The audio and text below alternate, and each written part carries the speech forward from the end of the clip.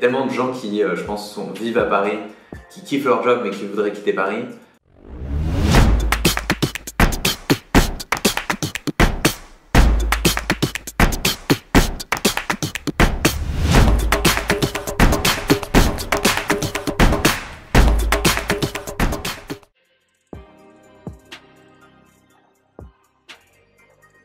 Du coup, je m'appelle Christophe, je suis le fondateur de Slide, qui est une application de documentation pour les équipes d'un nouveau genre, qui remplace aussi bien des outils que Google Docs que des outils comme Confluence, etc.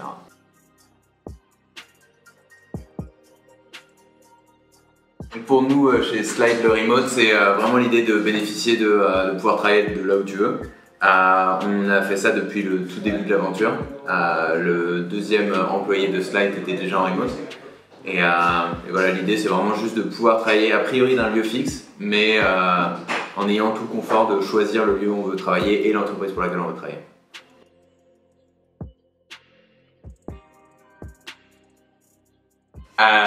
Du coup, ouais, pour nous, pour moi, un digital nomade, c'est un travailleur remote, simplement qui va changer de point de chute beaucoup plus fréquemment, donc toutes les semaines, tous les quelques mois.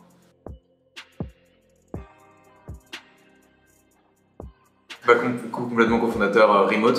C'est-à-dire que nous, dans la politique remote de la boîte, on a très clairement dit très tôt dans la boîte que justement on voulait pas de digital nomade, dans le sens où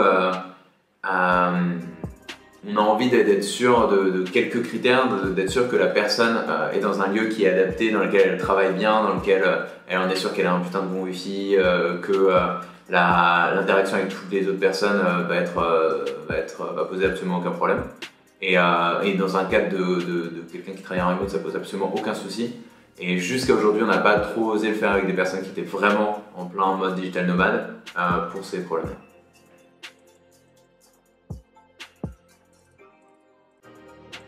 Donc ouais, Slide, c'est comme je disais, c'est une application de notes faite pour les équipes. C'est quelque chose qui redéfinit complètement la manière dont les équipes collaborent. On pousse vraiment la culture à 50, c'est-à-dire que c'est quelque chose qui se prête à toutes les équipes remote, mais qui en réalité se prête à l'ensemble des équipes. Aujourd'hui, beaucoup d'équipes n'écrivent pas les choses, et ça fait que l'information n'est pas stockée, n'est pas retrouvable, et du coup les décisions sont mal prises. Et avec Slide, en fait, c'est vraiment un espace d'écriture collaboratif qui, par défaut, aide les équipes à écrire l'information, et par défaut, ça va être partagé avec les bonnes personnes.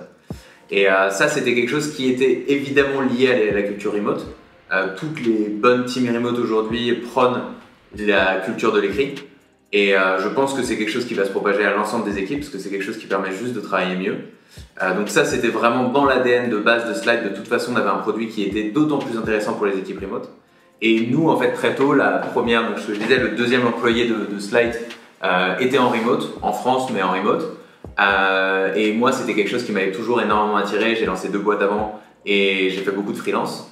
Et l'avantage, l'énorme chance de pouvoir se dire qu'on choisit son lieu de vie tout en ayant le meilleur cadre, le choix aussi de la boîte pour laquelle on travaille, c'était quelque chose d'exceptionnel. Donc on a décidé avec Pierre, mon cofondateur, très tôt de le mettre comme un standard dans Slide. Si les personnes sont relativement seniors, elles n'ont pas besoin d'être coachées au jour le jour. Elles pouvaient être en remote, évidemment. Après, il y a des choses, des règles en place pour que ça se passe bien. Et ça, du coup, donc nous, on s'est lancé. J'ai lancé la boîte avec un startup studio qui s'appelle eFounders, donc qui est basé à Paris, qui lui, pour le coup, n'est pas très remote friendly. Il y a 2 bureaux. Il y a un bureau à Bruxelles qui est un peu secondaire et un bureau à Paris. La plupart des personnes de eFounders sont à Paris. Donc c'est vrai que toute l'interaction à la base de Slide était dans un endroit physique, dans le 9e arrondissement. Mais en fait, dès les premiers mois de Slide, justement parce que c'était un truc qui m'attirait et que j'avais pas envie, je pense que c'est quelque chose qui doit être fait très tôt dans la vie d'une boîte. On a dit qu'on était ouvert en remote, on a commencé à recruter des personnes en remote, et du coup on a basé toute la culture et tous les process autour de ça.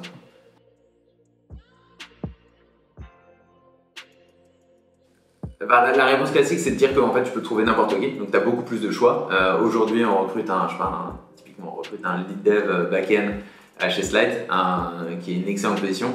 On regarde dans l'ensemble du monde et on a cette chance incroyable de pouvoir regarder sur l'ensemble de la planète et de pouvoir taper dans des gars qui ont travaillé chez les meilleurs teams.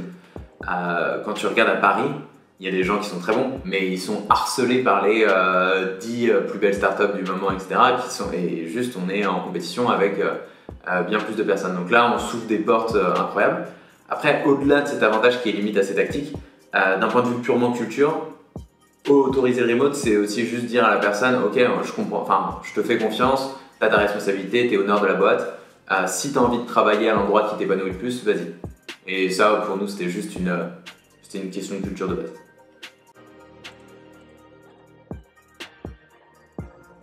Pour l'employeur, c'est évidemment d'avoir cet énorme pool de talent. Mais pour moi, c'est surtout pour l'employé.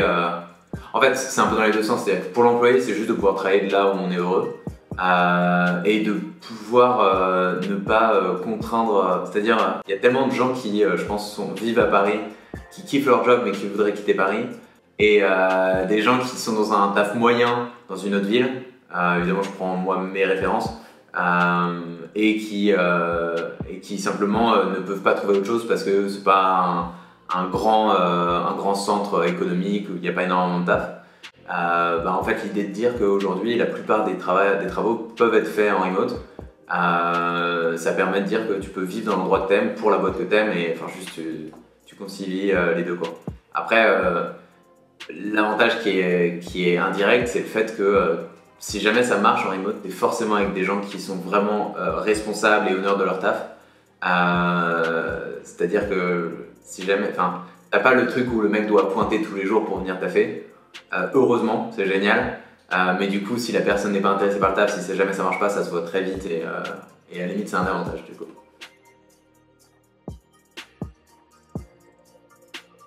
Les inconvénients du remote, c'est. En fait, encore une fois, si jamais tu as les bons process, c'est pas forcément des inconvénients, c'est le process de décision. Si jamais tu attends que tout le monde soit d'accord avec quelque chose et que tu dois t'aligner sur 24 fuseaux horaires, ça va pas bien se passer. Si jamais tu commences à avoir une culture justement de l'asynchrone, que tout est pris par écrit, que les personnes peuvent retrouver l'information des autres collaborateurs, pour moi en fait ça se retourne en avantage et en fait tu peux simplement avancer de manière bien plus smooth, mais ça te demande d'avoir beaucoup de process très explicites et typiquement pour nous aujourd'hui on est 15, on a dû mettre en place une culture autour de l'écrit, autour du fait que l'information soit disponible à tout le monde très très tôt par rapport à notre taille. Et je pense que ça, c'est le genre de culture qui arrive en fait dans une boîte qui est ensemble dans un endroit physique. Ça arrive quand les gens sont 25-30. On a dû le faire quand on était 5. Et je pense qu'on va être en avance de phase comme ça sur ce genre de process en permanence.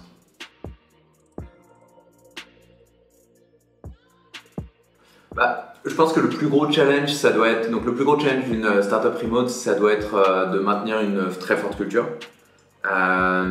Notamment dans le cas, nous c'est notre cas où il y a une partie de la boîte qui est en remote et une partie de la boîte qui n'est pas en remote. Donc nous on a 7 personnes qui sont en remote, 7 personnes qui sont sur Paris, avec les 7 personnes qui sont sur Paris qui sont très très régulièrement, tout le monde a le droit de bouger s'ils préviennent en avance, etc.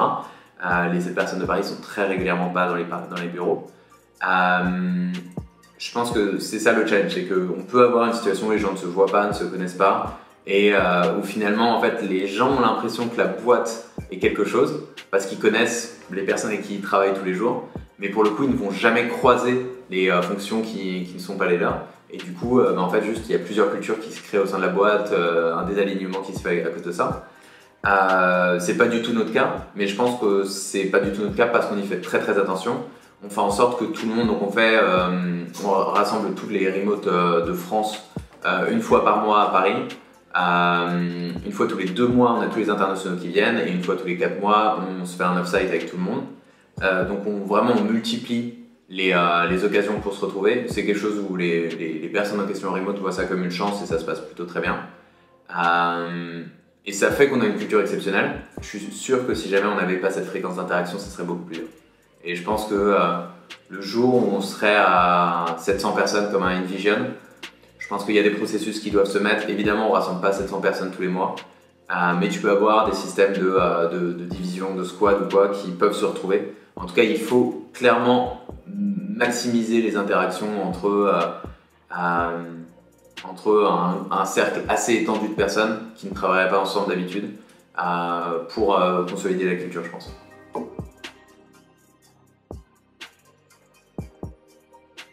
Du coup, oui, un conseil pour les personnes qui voudraient être remote to digital nomade, je recherchais ça. Il y avait un tweet il n'y a pas longtemps de Rodolphe Dutel qui était Get Buffer, si je ne me trompe pas, Ouais.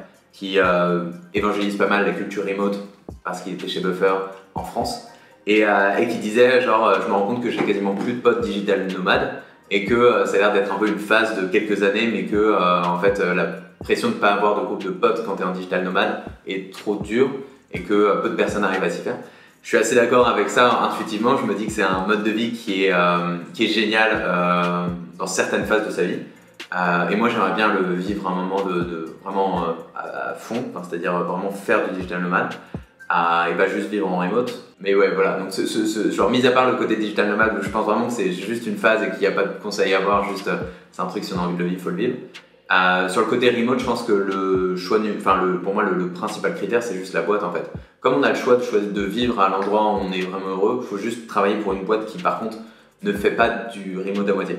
C'est-à-dire la boîte qui fait du remote juste de manière purement opportuniste mais qui ne l'a jamais fait avant, ou alors qui l'a fait mais les personnes finalement sont pas très proches de la team. On sent clairement qu'il y a des problèmes dans le système que les personnes n'ont pas résolu, parce que le remote est finalement pour eux qu'un outil d'avoir plus de monde. Je pense que c'est pas des bons choix de boîte, je pense que c'est pas un endroit où on peut s'épanouir. Et au contraire, je trouve que c'est assez simple pendant que vous passez des entretiens, de finalement challenger les personnes avec qui vous parlez, et notamment les remotes qui est déjà en place de la boîte, pour leur demander quelles sont les choses qui sont mises en place pour que les remotes soient épanouis, quels sont les challenges auxquels ils font encore face, quelle était leur dernière itération sur tout ce process, etc. Et en fait, très vite, vous allez pouvoir voir si la boîte est sérieuse par rapport à ça.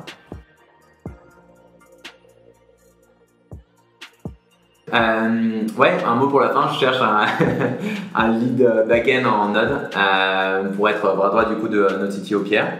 C'est un taf qui est ouvert au remote et c'est un taf en or, donc juste pinguez-moi sur Twitter ou alors sur christophe@slack.com, je serais ravi d'interagir.